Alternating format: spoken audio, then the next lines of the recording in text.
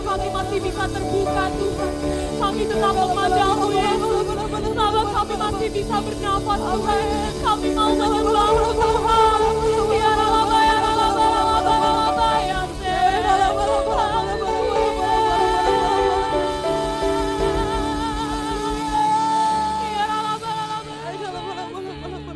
biarkan roh kami menyembah-Mu Tuhan pada pagi hari ini. Biarkan roh kami menyembah-Mu Yesus pada pagi hari ini. Sembah Tuhan. Syakaralaba. Mari sembah Tuhan pada pagi hari ini. Oh Yesus.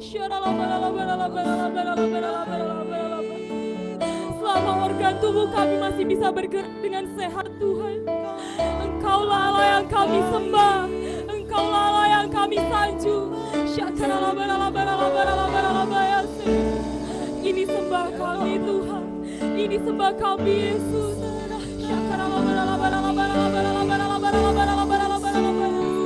Penuhi hati kami Tuhan. Penuhi hati kami Tuhan. Haleluya, haleluya. Jangan biarkan api-Mu padam. Jangan biarkan roh-Mu padam pada pagi hari ini saudara. Bangkitkan roh-Mu pada pagi hari ini. Bangkitkan roh-Mu. Haleluya, haleluya. Kami rasakan hadir-Mu Tuhan di tengah-tengah kami Tuhan. Haleluya. Angkat tangan-Mu saudara di hadapan Tuhan pada pagi hari ini. Angkat tangan-Mu di hadapan Tuhan.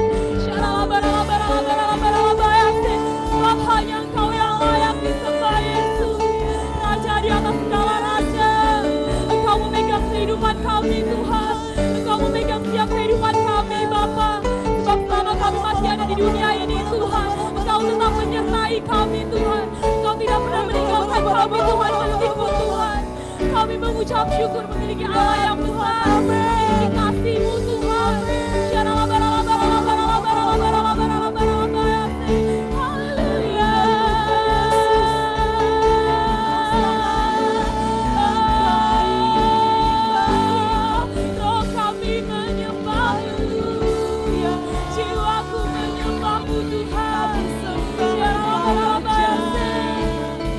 Kami berasal daripada-Mu Tuhan.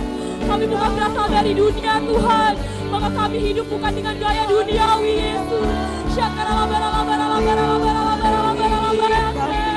Haleluya.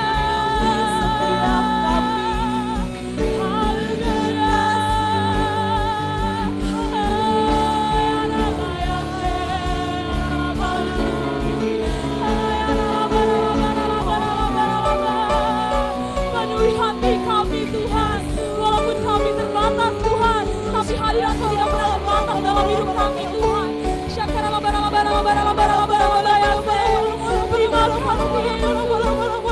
Terima kasih untuk berkat yang baru. Terima kasih Tuhan. Jadikan kami Tuhan manusia yang berintegritas Tuhan, yang semakin hari semakin sama serupa dengan Engkau Tuhan.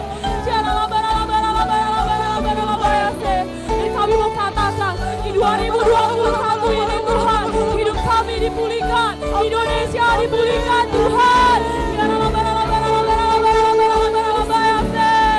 Engkau memulihkan setiap hati yang terluka. Engkau memberikan kesembuhan kepada mereka yang lemah Tuhan. Oh haleluya, haleluya.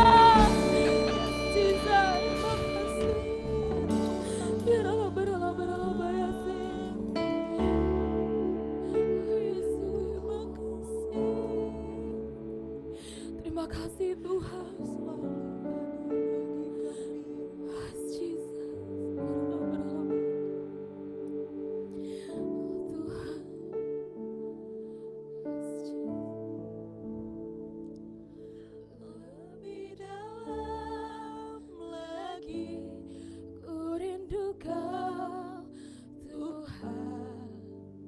Lebih dari segala yang ada.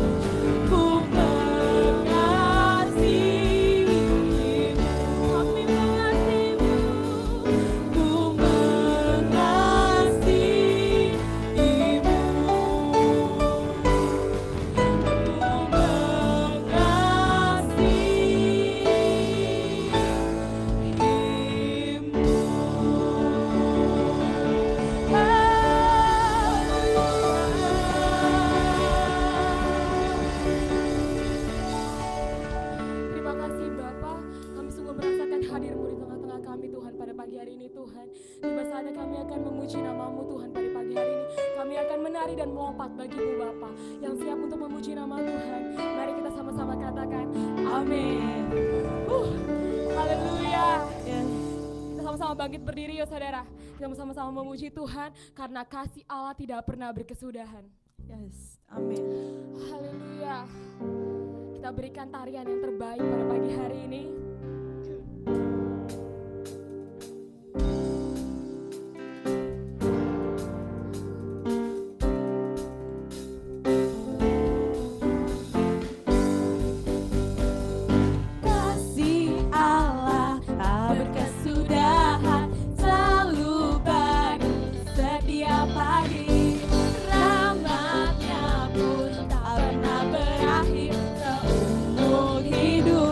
Dari awal kasih Allah tak berkesudahan, selalu baru setiap pagi, rahmat-Nya pun tak pernah berakhir seumur hidup. Mari menari dengan sukacita, bukan menari dengan sorak-sorai memuji, tunaikan pujian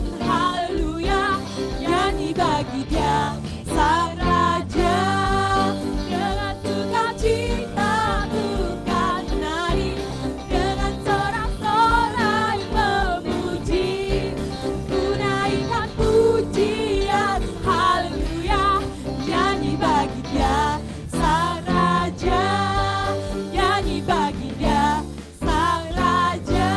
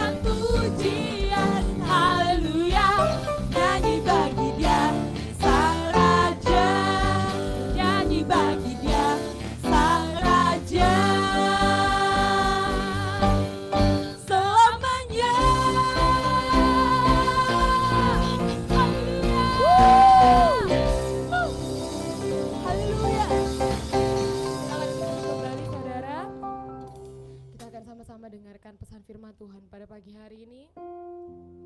Kita mau siapkan hati kita agar firman yang kita dengarkan pada pagi hari ini bukan hanya kita dengar tapi bisa menjadi rema dalam hidup kita.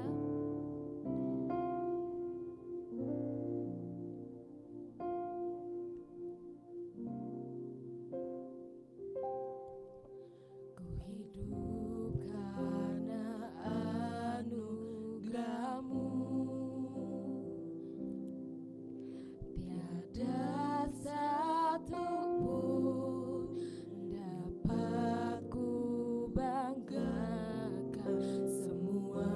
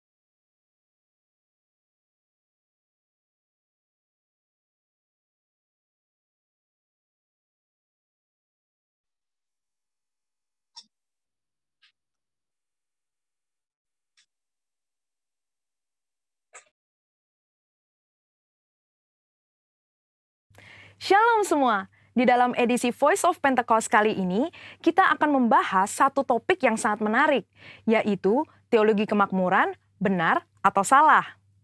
Mungkin banyak dari kita yang sering mendengar ada seseorang, suatu gereja atau pelayanan yang katanya menganut teologi kemakmuran.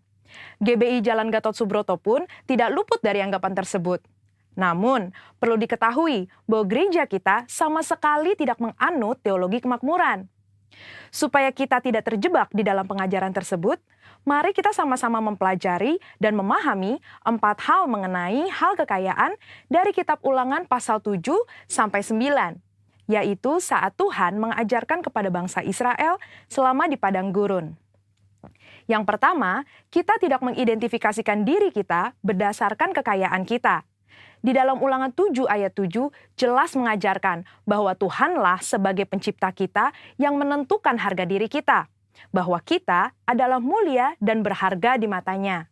Yang kedua, kita tidak mencari kenikmatan kita dari kekayaan. Raja Salomo jatuh karena melupakan kenikmatan bersama Tuhan dan mencari kenikmatan dari kesenangan duniawi yang didapat dari keberhasilannya. Pada dasarnya, Tuhan tidak melarang kita untuk menikmati berkat materi yang sudah Tuhan berikan, asalkan sesuai dengan kebenaran firman dan tuntunan Roh Kudus, serta tidak menempatkan kepuasan kita pada hal-hal yang bersifat materi. Jika tidak, kita akan terhilang dari rencana Tuhan atas hidup kita.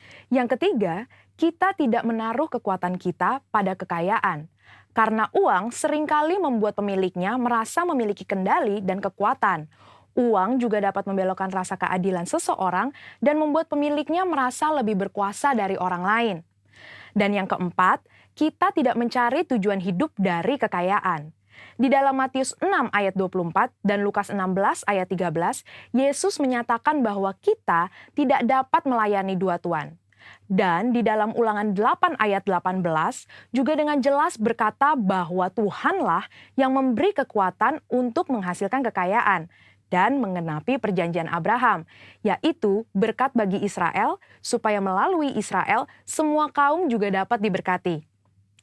Kita perlu mengerti 4 hal tersebut, supaya kita tidak dapat dengan mudah terbawa oleh pengajaran teologi kemakmuran. Karena teologi kemakmuran adalah suatu penyimpangan dari sebuah pengajaran Alkitab yang benar. Ingat, Tuhan mau kita sebagai anak-anaknya berhasil dan diberkati, namun melalui pengajaran yang benar. Supaya lebih jelas, mari kita sama-sama telaah 3 penyimpangan ajaran utama teologi kemakmuran.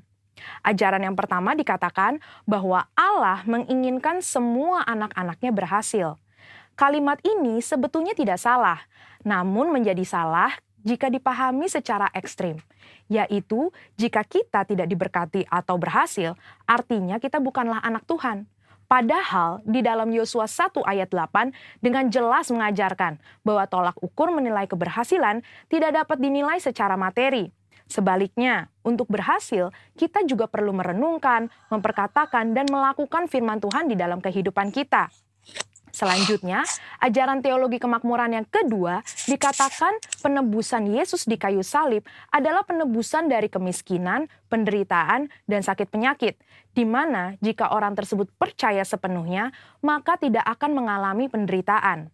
Tentu hal ini sangat menyimpang, karena teologi kemakmuran berpendapat jika kita mengalami kemiskinan, penderitaan, dan sakit penyakit, artinya kita belum menerima Tuhan di dalam hidup kita. Padahal sebenarnya Tuhan dapat mengizinkan kita mengalami penderitaan untuk membawa kita ke tujuan yang lebih besar, supaya kita dapat lebih lagi berharap pada Tuhan, menjaga hati kita, serta memurnikan motivasi hati kita. Sama seperti pandemi COVID-19 yang kita semua sedang alami. Saya percaya Tuhan mengizinkan hal ini terjadi untuk sebuah tujuan yang lebih besar, dan supaya kita dapat lebih lagi mengalami peranan Roh Kudus di dalam hidup kita, yaitu sebagai pembawa hadirat Tuhan, pemberi kuasa dan kekuatan, serta penghibur di tengah penderitaan. Berikutnya, ajaran teologi kemakmuran yang ketiga adalah mengklaim apa saja yang kita inginkan karena semua kekayaan Allah tersedia bagi kita di dalam Kristus. Ini tidak salah, tetapi menjadi menyimpang ketika dikatakan bahwa sebagai anak Tuhan, kita dapat meminta apapun, tidak peduli apa saja yang menjadi keinginan kita. Mereka juga menggunakan 2 ayat Alkitab di dalam Mazmur 37 ayat 4 dan Filipi 4 ayat 19 sebagai dasar pembenaran pandangan pengajaran teologi kemakmuran. Padahal, 2 ayat tersebut bukan berbicara tentang pemenuhan segala keinginan duniawi kita, tetapi pemenuhan keperluan orang yang sudah mendapatkan kepuasan di dalam Tuhan. Dan juga permintaan tersebut harus sesuai dengan kehendak Tuhan. Melihat dari 3 ajaran tersebut, dapat disimpulkan bahwa teologi kemakmuran adalah teologi yang kekanak-kanakan, yang terlalu menekankan hak dan melupakan tanggung jawab. Dan GBI Gatot Subroto jelas tidak setuju dengan penyimpangan pengajaran tersebut. Namun, kita perlu percaya bahwa Tuhan sangat ingin memberkati kita berlimpah-limpah, supaya kita dapat menjadi berkat bagi orang lain, serta menyelesaikan amanat agung Tuhan Yesus dan pekerjaan Tuhan di bumi. Saudara-saudara, untuk penjelasan lebih lengkapnya dari tim teologi kami, jangan lupa buka link yang ada di atas atau scan barcode yang tersedia. Tuhan Yesus memberkati.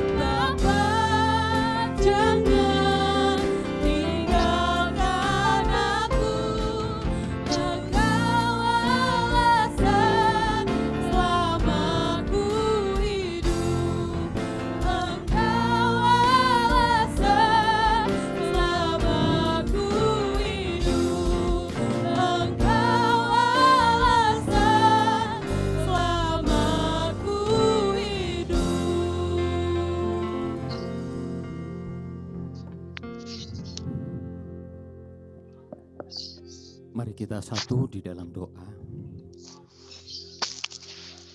Sungguh Engkaulah Tuhan yang terpuji, Allah yang kami sembah di dalam nama Tuhan Yesus Kristus. Kehadiran-Mu di rumah kudus-Mu, yaitu setiap pribadi, keluarga dan rumah tangga, adalah pengharapan kekal bagi setiap kami yang percaya kepada-Mu. Injil-Mu pada pagi hari diberitakan bagi segenap jemaat-jemaat Tuhan. Mari Bapa di surga, nyatakan kekuatan kuasa-Mu oleh Injil kabar baik yang Kau beritakan bagi setiap kami, baik kami yang ada di studio maupun teman-teman saudara-saudara kekasih kami yang mengikuti ibadah lewat Zoom. Tuhan yang melawat setiap kami oleh firman kekuatan. Setiap kami yang sakit hari ini, kuasa-Mu menyembuhkan. Setiap kami yang susah, Engkau adalah penghiburan sejati. Dan kami percaya firman-Mu adalah kekuatan yang kekal bagi setiap kami. Terima kasih Bapa di surga. Di dalam nama Yesus kami berdoa bersyukur. Haleluya. Amin. Shalom, saudara-saudaraku.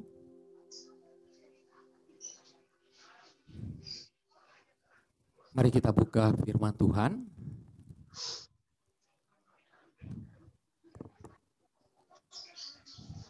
Di dalam kitab Ibrani pasal yang keempat ayat 1. Kalau kita punya waktu kita akan membahas bersama ayat yang kedua. Tetapi kita fokus ke ayat yang pertama. Firman Tuhan di dalam kitab Ibrani pasal yang keempat ayat yang pertama. Demikian firman Tuhan. Sebab itu baiklah kita waspada supaya jangan ada seorang di antara kamu yang dianggap ketinggalan, sekalipun akan masuk ke dalam perhentiannya masih berlaku. Sekali lagi firman Tuhan di dalam kitab Ibrani pasal yang keempat ayat yang pertama, demikian firman Tuhan. Sebab itu baiklah kita waspada supaya jangan ada seorang di antara kamu yang dianggap ketinggalan. Sekalipun janji akan masuk ke dalam perhentiannya masih berlaku. Ini adalah berita firman Tuhan yang sebenarnya ditujukan kepada orang-orang percaya yang hidup di akhir zaman ini. Ada firman Tuhan yang berkata di dalam kitab Ibrani pasal yang ketiga ayat yang 15 dikatakan, tetapi apabila pernah dikatakan pada hari ini, jika kamu mendengar suaranya, janganlah keraskan hatimu seperti dalam kegeraman. Ini adalah berita firman Tuhan sekaligus suatu peringatan bagi setiap kita. Juga dalam kaitan firman Tuhan di dalam kitab Ibrani pasal 4 ayat yang pertama tadi. Haleluya. Nah, perkataan firman Tuhan ini dimulai dari perkataan karena itu. Di dalam terjemahan King James, dia menggantikan kata waspada dengan takut. Nah, saya bacakan untuk kita terjemahan Inggris dalam King James Version, dia mengatakan begini. Let us therefore fear. Kemudian, koma, lest, koma lagi, a promise being left us of entering into his rest. Any of you should seem to come short of it. Jadi ini mau berbicara tentang takut. Takut yang dimaksud di sini adalah takut bukan karena Alkitab mengajarkan kita supaya kita menjadi orang penakut. Lalu kita menjadi orang yang tidak punya keberanian. Tetapi kata takut di sini ini mengandung pengertian bahwa seluruh perasaan kita, emosi kita ini tidak menjadi nyaman. Kenapa? Karena ada sesuatu bahaya yang akan datang. Tapi di situ pakai lagi. Jadi pernah suatu peristiwa yang mengerikan yang membuat kita rasa takut, tetapi pada waktunya lagi dia akan datang kembali. Nah, ini firman mau menyatakan demikian, tetapi di dalam konteks firman Tuhan ini dimulai dari perkataan karena itu. Let us therefore fear. Ini adalah satu perkataan, jangan saudara mengabaikan kata karena itu ketika saudara melihat Alkitab. Karena kata ini mempunyai hubungan yang erat sekali dengan ayat yang sebelumnya. Kalau kita membaca di dalam pasal 3 ayat 7 sampai dengan ayat 19, pengertiannya di sini mau berbicara tentang kegagalan Israel di padang gurun. Jadi kegagalan Israel di padang gurun. Ketika mereka tidak taat, ketika mereka tidak percaya tentang kekuatan Allah yang sanggup menghantar mereka ke negeri perjanjian. Tetapi mereka tidak menjadi percaya. Oleh sebab itu akibatnya begitu hebat. Seluruh generasi Israel tidak ada satupun yang masuk di dalam negeri perjanjian. Itulah sebabnya perkataan takut muncul.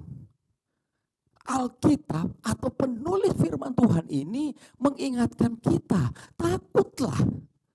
Takut ini mau berbicara tentang ketidakmasukan kita di negeri perjanjian. Allah menolak generasi Israel masuk ke negeri perjanjian. Ini perasaan khawatir juga perasaan takut yang dalam. Itulah sebabnya dimulai dari karena itu. Lalu dia memulai dengan kata fear, takut itu.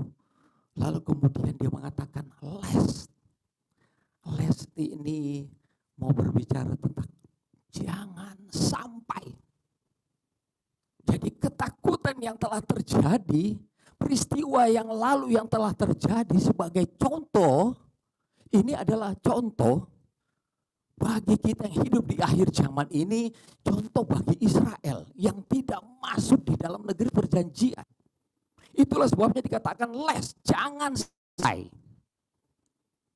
Kalau dia mengatakan jangan sampai bahwa ada janji yang ditinggalkan bagi kita. Janji meninggalkan kita. Ini di dalam teks bahasa Inggrisnya dia mengatakan being left us of entering into his rest. Janji untuk masuk di dalam peristirahatan. Jangan sampai meninggalkan. Janji itu meninggalkan kita. Untuk masuk di dalam negeri perjanjian itu di dalam peristirahatan. Ini kata peristirahatan dalam konteks perjanjian lama, ini mau berbicara tentang warisan yang dijanjikan kepada bangsa Israel. Bayangin janji yang begitu besar. Sampai pada akhirnya tidak ada satu orang pun. Semuanya generasi Israel ditolak masuk ke negeri perjanjian. Hanya dua yang masuk di sana, Kaleb dan Yosua. Selebihnya mati di padang gurun. Ini adalah sebuah peringatan bagi kita yang hidup di akhir zaman ini. Teliti sekarang kehidupan saudara dan saya.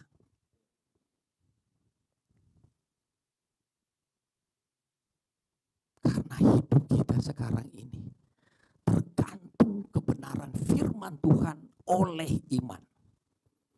Ingat, hidup dalam kebenaran oleh iman. Hidup kita tergantung oleh firman yang hidup ini. Amin. Itulah sebabnya perkataan takut ini mengundang sesuatu. Perkataan yang terakhir tadi. Janji ini masih berlaku. Jangan sampai kita dalam tanda kutip ditolak. Perhentian ini mau berbicara warisan daripada Israel. Yang pada akhirnya mereka tidak terima sama sekali. Tetapi di dalam konteks perjanjian baru, ini benar-benar mau berbicara tentang kerajaan kekal yang sudah dijanjikan bagi setiap kita. Ada seringkali saya mendengar sebuah pertanyaan. Apakah keselamatan itu bisa hilang? Merujuk daripada kebenaran firman Tuhan ini. Sebuah perhatian yang difirmankan oleh firman Kristus melalui seorang penulis kitab Ibrani. Mengingatkan kita sekalipun perhentian itu masih berlaku. Di bawahnya yang paling mengerikan dia mengatakan, any of you should seem to come short of it. Kalau di dalam teks-teks terjemahan dalam NIV, lalu ada terjemahan-terjemahan dari American Standard Bible, ini mau dikatakan ada beberapa dari kita Itulah sebabnya hati-hati agar kita tidak masuk. Sangat mengerikan janji yang sudah ada di depan mata. Suatu hari ketika kita berhadapan, di mana dia menjadi hakim, nama saudara tidak tertulis di dalamnya.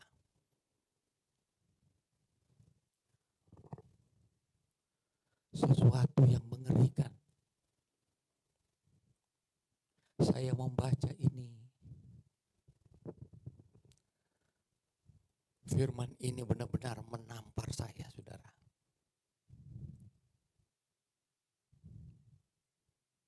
Kalau kita melihat alasan mengapa bangsa Israel ditolak. Coba saudara buka firman Tuhan di dalam 1 Korintus pasal yang ke-10. Coba kita berada di sana.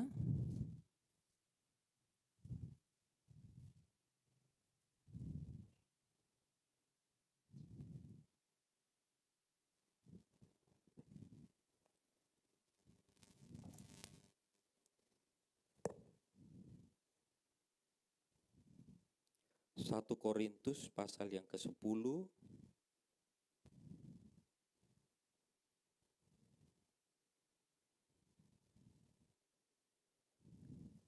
Ya, ini cukup panjang tetapi kita membaca saja. Ini adalah penghalang bagaimana mereka tidak masuk di dalam negeri perjanjian. Mengapa hampir semuanya hilang? Kalau kita melihat tadi dari awal pembicaraan kebenaran firman Tuhan ini, mereka adalah orang-orang yang tidak percaya, sekalipun mereka telah dituntun mulai dari tanah Mesir sampai keluar masuk ke padang gurun. Allah telah melakukan banyak mujizat. Allah telah melakukan banyak perkara-perkara yang hebat. Namun pada akhirnya ada kemurkaan Allah. Ini yang paling berbahaya, kemurkaan ini terjadi, saudara. Sehingga semua bangsa Israel dan generasinya mati di padang gurun. Di dalam 1 Korintus 10 kita membaca bersama, atau saya membacakan untuk kita semua pemirsa. Dia berkata begini, aku mau supaya kamu mengetahui saudara-saudara bahwa nenek moyang kita semua berada di bawah perlindungan. Dan bahwa mereka semua telah melintasi laut. Untuk menjadi pengikut Musa, mereka semua telah dibaptis dalam awan dan dalam laut. Mereka semua makan makanan rohani yang sama, dan mereka semua minum minuman rohani yang sama, sebab mereka minum dari batu karang rohani yang mengikuti mereka, dan batu karang itu ialah Kristus. Bayangin Tuhan, penyertaan Tuhan itu luar biasa. Selama mereka berada di padang yang kering itu, yang gosong membuat kita menderita di dalamnya. Tetapi penyertaan Tuhan mulai dari ayat 1 sampai dengan ayat yang keempat sungguh nyata. Namun di dalam ayat yang kelima dia mengatakan, tetapi sungguh pun demikian Allah tidak berkenan kepada bagian terbesar dari mereka, karena mereka ditewaskan di padang gurun. Ditewaskan. Benar-benar mereka mati sengsara.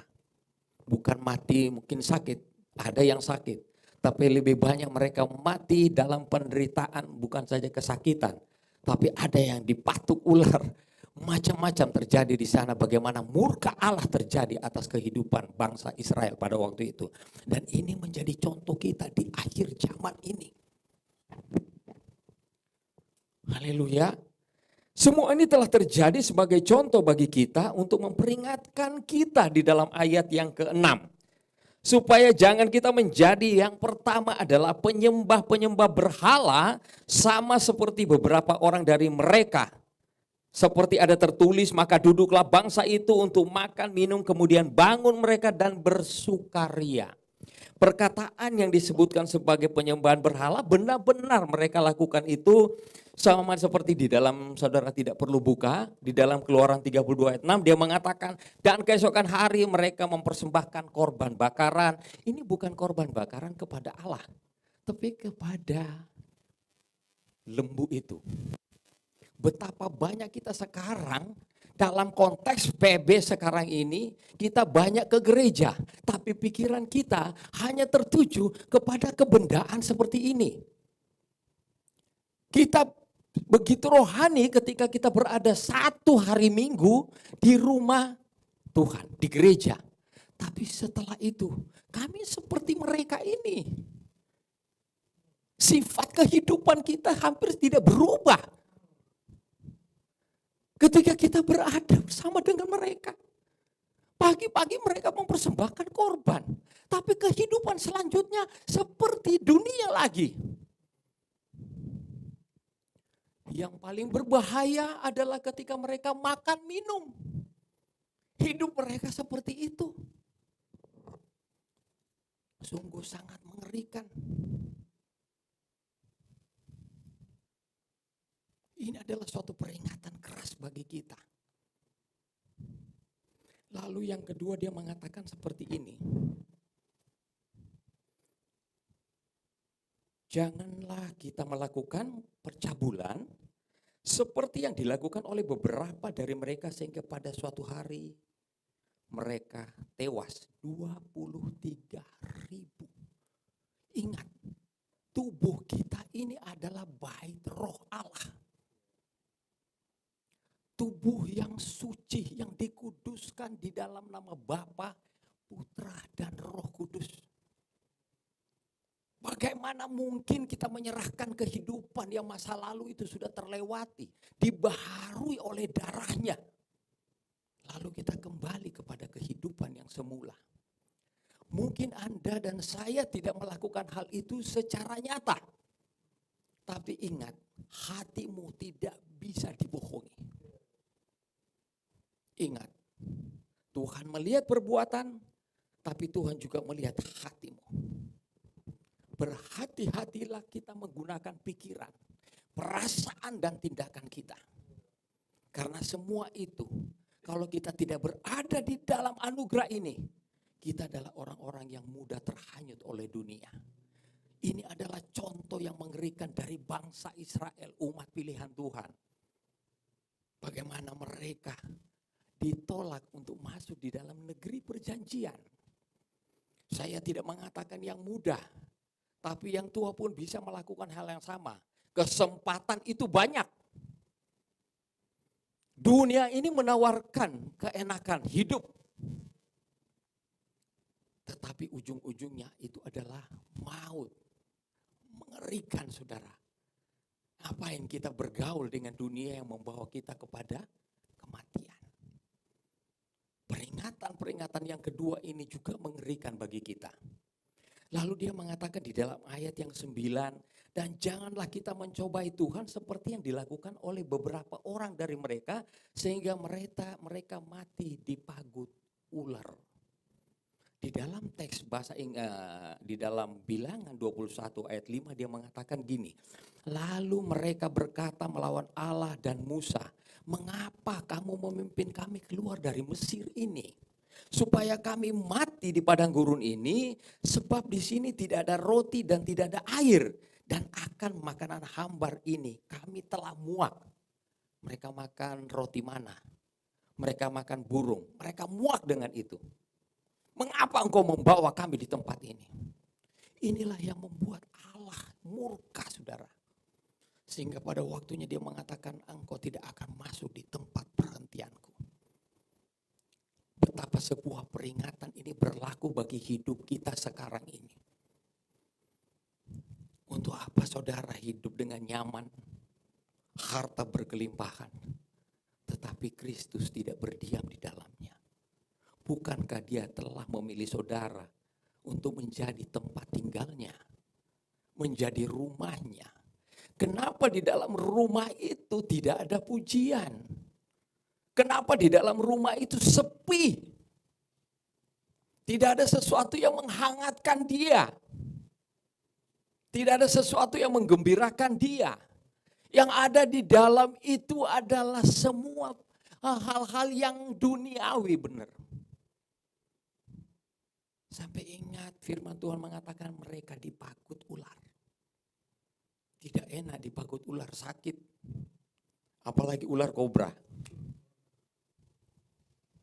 Dan itu telah terjadi bangsa Israel sepanjang perjalanan mereka menuju tanah perjanjian. Bukan mereka berjalan di dalam kekuatan mereka, tapi ada satu tangan yang senantiasa menyertai mereka. Pada waktu siang ada tiang awan yang menyertai. Pada waktu malam ada tiang api yang menyertai. Bahkan tiang awan dan tiang api ini tetap untuk bersama dengan mereka. Bayangin, apa yang kurang yang Allah berikan bagi mereka yang dilihat dengan mata. Namun pada akhirnya mereka tidak menjadi percaya bahwa Allah sanggup membawa mereka ke tempat perhentian yang merupakan visi Allah itu. Yang merupakan tujuan Allah bagi umatnya. Allah mempunyai rancangan besar bagi tujuannya untuk kita semua. Dia mau supaya kita semua masuk surga. Tetapi peringatan ini berarti ada beberapa orang yang gagal. Ingat, perkataan firman Tuhan, ada beberapa orang yang gagal. Any of you ada di antara saudara. Sangat mengerikan ketika kita membaca ini. Jangan saudara mengatakan bahwa saya telah percaya kepada Kristus. Lalu hidup saudara, tubuh saudara, saudara permainkan. Padahal tubuhmu ini adalah tubuh yang telah menerima keselamatan di mana Roh Allah berdiam di dalamnya. Apa yang membuat saudara sampai begitu?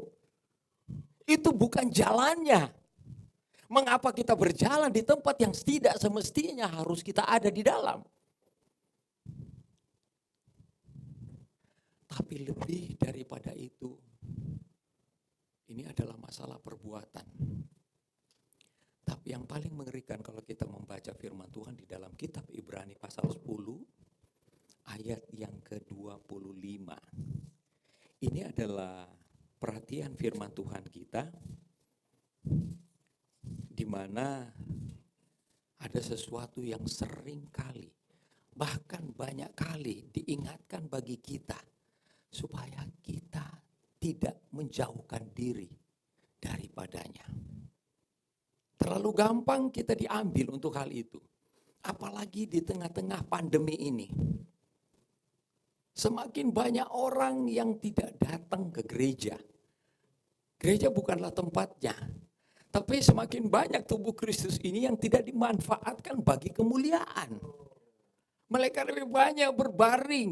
Mereka lebih banyak beristirahat daripada mereka memuliakan Allah melalui tubuhnya. Kita bersyukur hari ini kita berada di tempat ini. Bahkan juga teman-teman kita yang ada yang mengikuti ibadah Zoom.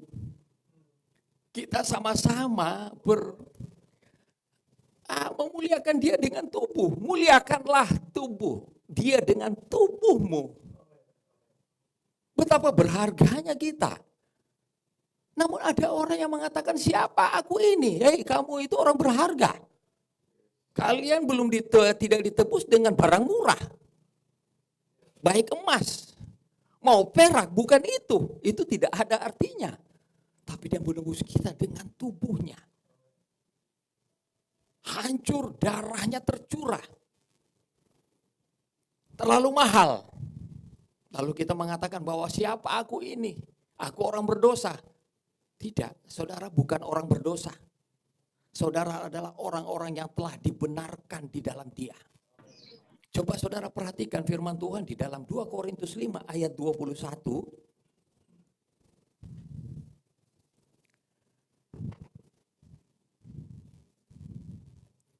2 Korintus 5 ayat 21.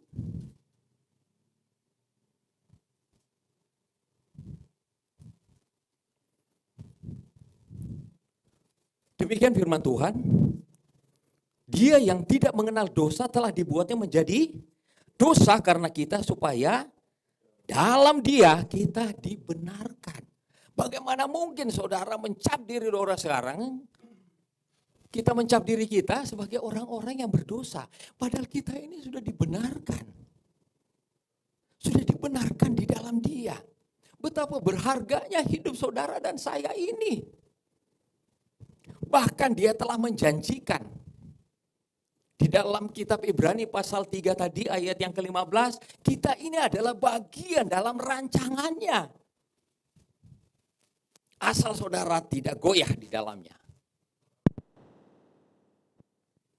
Coba kita perhatikan tadi di dalam Ibrani 10, kita kembali di sana ayat 25. Dia mengatakan seperti ini. Janganlah kita menjauhkan diri dari pertemuan ibadah kita. Seperti dibiasakan oleh beberapa orang, tetapi marilah kita saling menasehati dan semakin giat melakukannya menjelang hari Tuhan yang mendekat. Jangan menjauhkan diri dari pertemuan-pertemuan ibadah. Beberapa teman-teman kita sekarang ini seperti yang dikatakan, seperti yang dilakukan oleh beberapa orang. Suatu nasihat kebenaran firman Tuhan, dia mau mengatakan janganlah menjauhkan diri dari pertemuan ibadah. Saudara tidak harus berada di dalam gereja. Saudara bisa berada di dalam keluarga, elemen kecil dari gereja. Saudara bisa duduk berdua lalu saudara berbagi kebenaran firman. Biarkan tubuhmu ini mendengarkan kabar baik. Karena tubuhmu ini harus menjadi sehat oleh kebenaran. Bukan karena saudara makan. Saudara harus menjadi sehat. Sehat ini bukan berbicara tentang karena gemuk. Atau karena kita makan enak. Tetapi sehat ini adalah sehat kekekalan. Sehat yang akan datang. Firman Tuhan juga di dalam 2 Timotius yang mengatakan berolahraga juga boleh. Tetapi firman ini mengandung janji. Firman ini banyak mengandung janji. Seperti buah apa itu yang banyak mengandung gizi, yang banyak mengandung air. Nah seperti itu enaknya ini firman. Bahkan dikatakan di situ dia seperti madu. Amin. Oleh beberapa orang telah meninggalkan persekutuan. Ini bukan persekutuan gereja, tapi ini adalah persekutuan tubuh Kristus. Tubuhnya yang dia perlu bukan gerejanya. Yang dia perlukan kehadiran kita. Kita ini terlalu berharga bagi dia. Dia butuhkan tubuh kita. Kehadiran kita secara fisikal. Berhadapan dengan dia. Juga secara roh kita ada bersama dengan dia. Beberapa orang telah atau tidak melakukan hal ini. Saya mengambil contoh di dalam Injil Lukas pasal 15, di mana ada seorang anak bungsu, dia telah meninggalkan rumahnya yang dipenuhi dengan kasih, dipenuhi dengan kegembiraan, sukacita sorgawi ada di sana. Dan dia dipengaruhi oleh dirinya sendiri untuk keluar.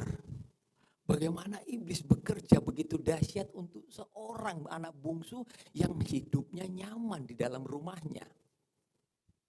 Tapi juga dia bisa keluar.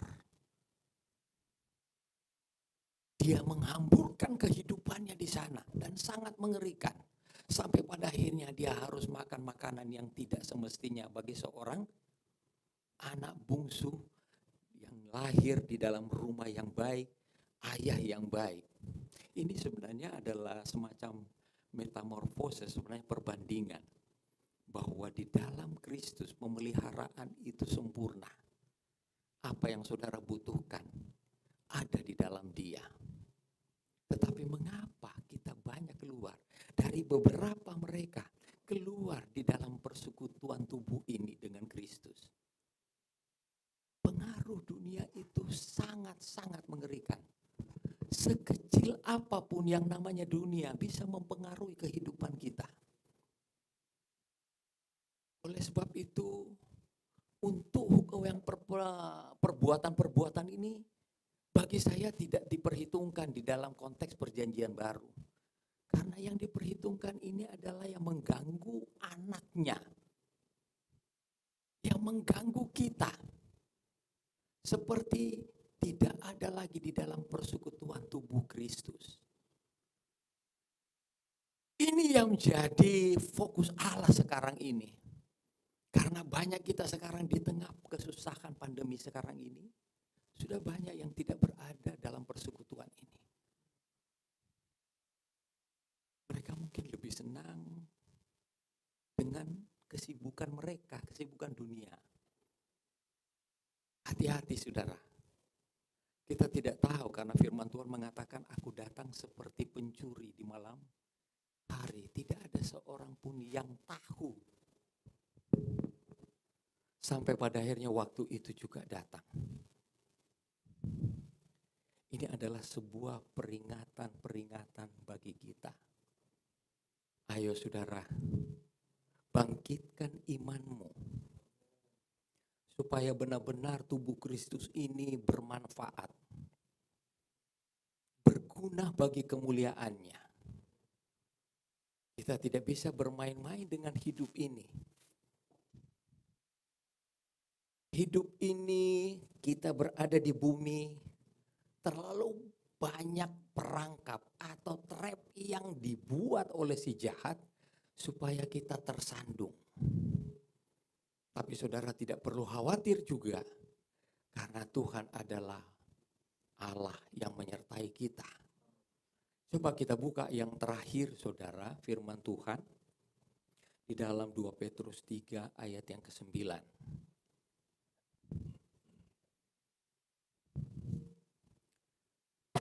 2 Petrus 3 ayat yang ke-9.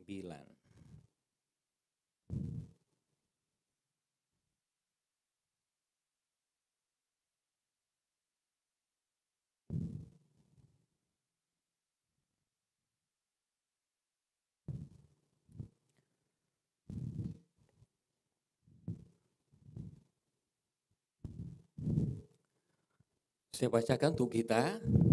Firman Tuhan berkata, Tuhan tidak lalai menepati janjinya. Sekalipun ada orang yang menganggapnya sebagai kelalaian. Tetapi ia sabar terhadap kamu karena ia menghendaki supaya jangan ada yang binasa. Melainkan supaya semua orang berbalik dan bertobat. Masih ada pengharapan untuk kita, amin. Firman Tuhan di dalam Ibrani pasal 4 ayat 1, kesempatan itu masih terbuka. Kesempatan ini pun masih ada. Oleh sebab itu kenapa Tuhan begitu bersabar? Karena dia tahu misinya belum selesai. Itulah sebabnya kita ini adalah orang-orang yang diutus.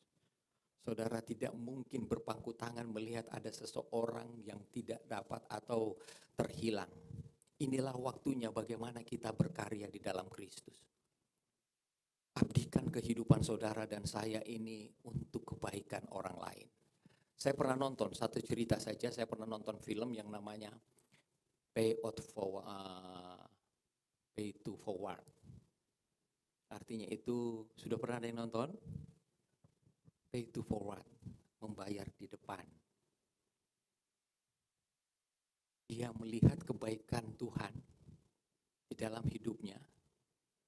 Padahal dia adalah orang yang tidak punya apa-apa. Bagaimana saya bisa membantu orang dengan apa yang saya punya sementara saya tidak punya. Saya juga teringat dengan janda di Sarfat sebegitu hanya mempunyai satu tepung. Tapi dia mempunyai ide yang banyak. Saya tidak harus tergantung pada uang. Tapi seluruh hidupku ini kupersembahkan bagi orang lain. Kenapa? Karena dia sudah mendapatkannya terlebih dahulu. Dan dia membagikan hidupnya bagi orang banyak. Ini namanya pay to forward. Artinya membayar kembali. Bayar itu. Apa yang sudah kau terima, kau tidak perlu membayar kepada dia. Tapi bayar kepada orang lain. Tuhan tidak perlu uang saudara. Tapi dia memerlukan saudara karena banyak orang yang terhilang sekarang ini. Banyak orang yang merindukan sosok Banyak orang yang merindukan dia tapi mereka tidak mengenalnya. Inilah waktunya kita datang untuk mereka. Saudara tidak perlu berharap dengan uang supaya mereka mengenal Kristus. Tapi dengan kehidupan saudara di dalam keluarga, rumah tangga, dan lingkungan, mereka juga akan memuliakan Tuhan. Pergunakan hidup kita, mumpung masih ada waktu. Itulah sebabnya tadi di dalam Ibrani 3 ayat 15 dia bilang, selama disebut hari ini, mari saudara, hidup ini berbagilah. Berbagilah. Oke, terima kasih. Demikianlah firman Tuhan. Kita berdoa. Terima kasih Bapa di surga. Oleh kasih-Mu kami sudah mendengarkan Injil keselamatan. Dan biarlah semua ini menjadi kekuatan bagi-Mu ya Allah untuk mengubah setiap kehidupan kami. Dan oleh karenanya kami percaya Tuhan, di bawah kekuatan kasih-Mu kami boleh mengenal setiap orang untuk berbagi antar sesama. Supaya mereka juga mendapatkan keselamatan dan hak yang sama seperti kami sudah menerima terlebih dahulu. Di dalam nama Yesus kami berdoa bersyukur. Haleluya. Amin.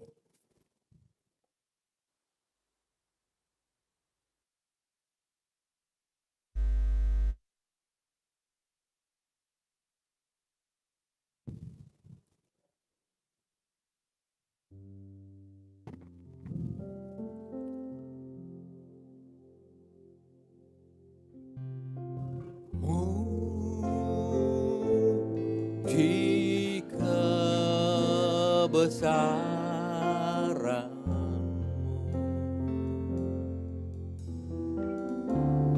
ajaib Tuhan,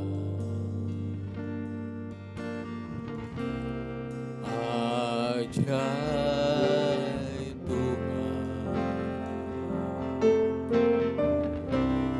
Kami memuji kebesaran,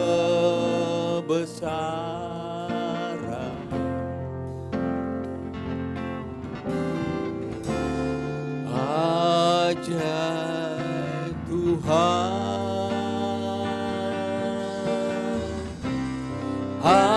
ajaib Tuhan, ajaib Tuhan, ajaib Tuhan, ajaib Tuhan.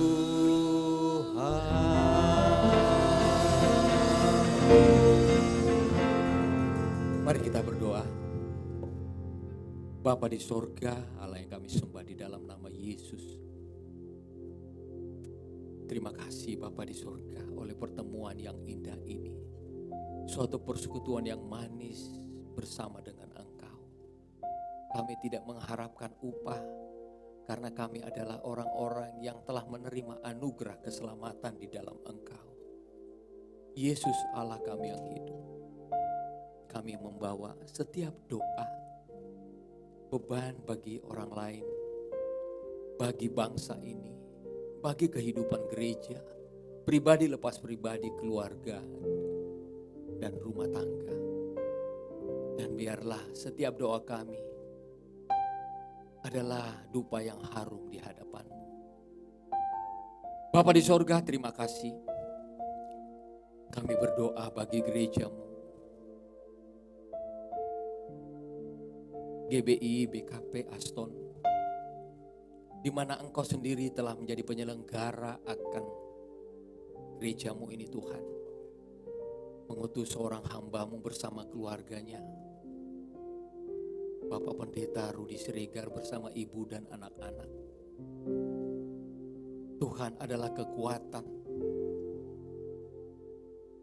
Tuhan adalah segala sesuatu yang Kau kerjakan atas kehidupannya. Engkau yang memberkatinya di dalam tugas-tugas pekerjaannya. Terlebih lagi Engkau telah memanggil dia untuk menjadi pelayan-Mu. Menjadi pelayan kesaksian-Mu dimanapun Engkau menempatkan dia, bahkan ia telah berada di dalam gereja-Mu, GBI BPK Aston. Engkau yang teguhkan anak-Mu ini Tuhan,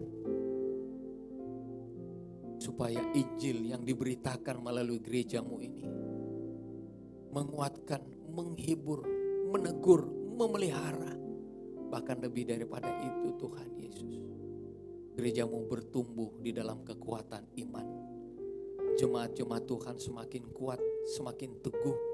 Sekalipun ada begitu banyak persoalan dalam keluarga, rumah tangga, pribadi, tetapi Engkau adalah Tuhan yang telah menunjukkan belas kasih-Mu atas setiap mereka. Oleh iman mereka semakin percaya bahwa di dalam Engkau mereka tetap kuat, teguh. Terima kasih Bapa di surga. Berkati istrinya dan juga anak-anaknya. Tetap kuat sebagai seorang ibu bagi keluarga. Tuhan yang senantiasa menyertai istri daripada hamba-Mu ini Tuhan. Dalam kelemahan tubuh sekalipun, hari ini ia boleh menerima pemulihan. Anak-anak mereka, Tuhan berkati di dalam studi mereka masing-masing. Sampai pada akhirnya mereka boleh menikmati akan apa yang telah Kau kerjakan atas kehidupan mereka. Berkati setiap staf pengembalaan gereja ini Tuhan. Sebagai keluarga, sebagai rumah tangga pribadi dan pribadi. Tuhan lawat setiap mereka. Tuhan yang mengenal kehidupan mereka. Berkati mereka Tuhan. Di dalam keseluruhan kehidupan mereka. Juga para pengerja. Tuhan berkati mereka dalam usaha, dalam bisnis mereka, dalam karir. Tidak ada satupun yang tidak Kau lawat Tuhan. Terlebih lagi jemaat-jemaat yang Kau kasihi. Mereka boleh berada di sini adalah karena kehendak-Mu. Karena ada satu pribadi, Yesus Kristus yang telah memanggil hamba-Mu, Bapak Rudi Srigar, untuk memimpin akan jemaat-jemaat Tuhan. Untuk semakin hari diteguhkan oleh iman mereka di dalam Kristus. Semakin maju di dalam Engkau. Terima kasih Bapa di sorga. Tak lupa kami berdoa bagi Bapak Presiden Jokowi dan Haji Ma'ruf Amin. Bersama seluruh kementerian, anggota DPR dan MPR sampai tingkat yang paling bawah. Engkau adalah penyelenggara bagi bangsa ini. Engkaulah yang memilih akan presiden dan wakil presiden dan seluruh jajarannya. Dan Engkau yang meneguhkan bangsa ini Tuhan. Lawat bangsa ini dan kami percaya Tuhan apa yang Kau kerjakan bagi bangsa dan negara Republik Indonesia. Semuanya mendatangkan kebaikan. Pimpin anak-Mu ini Tuhan, Bapak Jokowi dan Ma'ruf Amin bersama seluruh jajaran. Untuk membangun bangsa Indonesia menjadi bangsa yang kuat. Tentu dengan keadaan yang sekarang ini, kami percaya perekonomian Indonesia tetap stabil, tidak berkekurangan.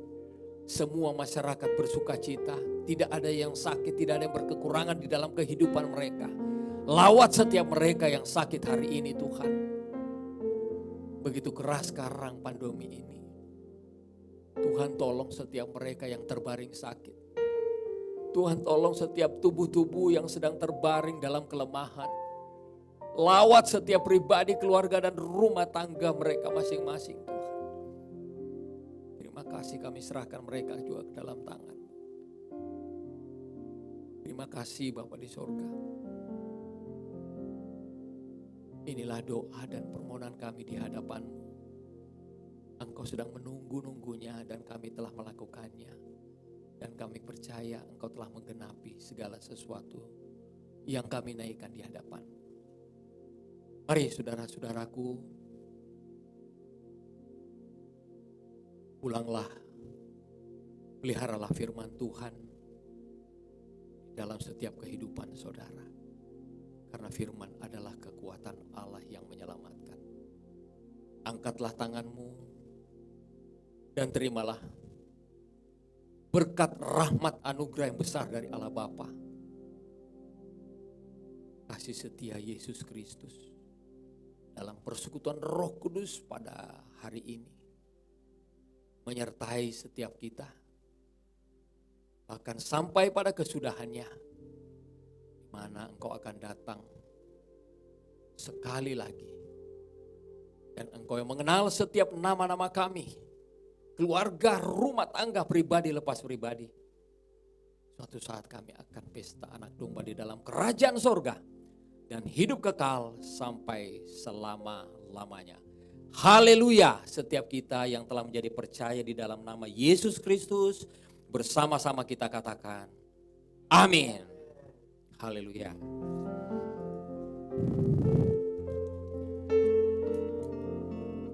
Baik, puji Tuhan, puji Tuhan. Terima kasih Pak Kris firman-Nya. Saya percaya semua kita diberkati oleh Tuhan. Amin. Baik, saya akan sapa saudara, semua saudara yang ada di rumah. Saya percaya semua saudara diberkati oleh Tuhan. Amin. Mari terus bangun hidup kita ya di dalam kebenaran firman Tuhan, dan pesan firman Tuhan pagi hari ini sudah sangat-sangat mengingatkan kita. Jangan tinggalkan persekutuan-persekutuan ibadah-ibadah. Biar terus kita bangun kehidupan manusia rohani kita semakin indah dan sempurna. Dan kita akan berjumpa di dalam ibadah kita yang minggu depan, minggu selanjutnya. Mari ajak semua anak keluarga, sanak famili saudara, kita ajak bersama-sama dengan mereka. Dan bahkan juga saudara bisa bagikan link kita ini, yaitu ibadah via Zoom kita ini, kepada rekan teman kita, supaya mereka juga memperoleh berkat sebagaimana yang kita telah terima pagi hari ini. Amin. Sampai berjumpa saudaraku kasih dalam Tuhan. Selamat berhari Minggu. Mari saling sapa satu dengan yang lain. Boleh buka suaranya ya, boleh saling menyapa satu dengan yang lain. Kalau kita tadinya di gereja datang bisa salam, Tuhan berkati, ada berpelukan, ada yang tos ya, ada berjabat tangan, tapi sekarang kita dengan suara saja, katakan satu dengan yang lain, salam, Tuhan Yesus berkati. Hari Minggu Dera. Suara siapa ya? Hebat banget kalau daerah semangat. Ya. Hore-hore dia. Ya, Tuhan Yesus berkati semuanya. Yang di Jakarta, yang di Tangerang, yang di Bekasi. Tuhan Yesus berkati. Suara siapa tuh?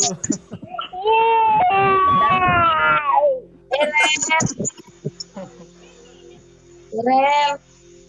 Selamat hari Minggu ya. Yang di Amerika, yang di Eropa. Haleluya. Karena jemaat GBPKP Aston ada yang di Eropa, ada yang di Amerika. Haleluya. Halo El. Waduh, El sama papinya tuh ya. Wih, ganteng banget itu jagoannya sih. Silakan saling sapa satu dengan lain. Suaranya dibuka semua. Silakan. Selamat hari Minggu. Karena tidak nampak ini videonya ini sehat. tidak muncul. Selamat Silakan saudara saling menyapa semua. Ya, salam sehat semuanya. Jaga kesehatan. Halo, Fanya. Terlebih kebutuhan rohani kita. Fanya, sama siapa? Stefano ya. Halo, Gurita.